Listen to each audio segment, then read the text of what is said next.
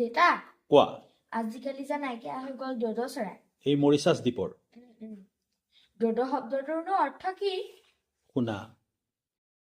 ড'ড শব্দটোৰ অৰ্থ হ'ল ষ্টুপিড বা মূৰ্খ গম পাইছেনে ফুল বা ইংৰাজীত আৰু এটা তাৰ অৰ্থ আছে অল্ড ফেশ্বনড গম পাইছেনে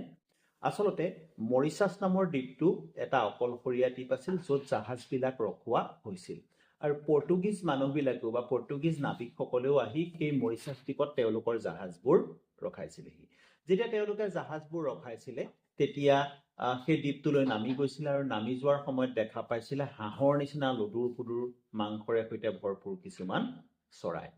আৰু চৰাইবোৰে কি কৰিছিলে কোনোদিন মানুহৰ সংস্পৰ্শ যিহেতু সিহঁতে পোৱা নাছিলে মানুহে যে সিহঁতক মাৰিব পাৰে সেই কথা তাহাঁতি নাজানিছিলে গতিকে তাহাঁতি পলাব লাগিছিল তাৰ পৰা কিন্তু সিহঁতি হয় ৰৈ দিছিল নহয় মানুহবোৰ চাবলৈ তাহাঁতি ওচৰলৈ আহিছিল আৰু পৰ্তুগীজ মানুহবিলাকৰ লগতে পিছতো বেলেগ নাবিকসকলেও সিহঁতক ধৰি ধৰি খাবলৈ আৰম্ভ কৰিছিল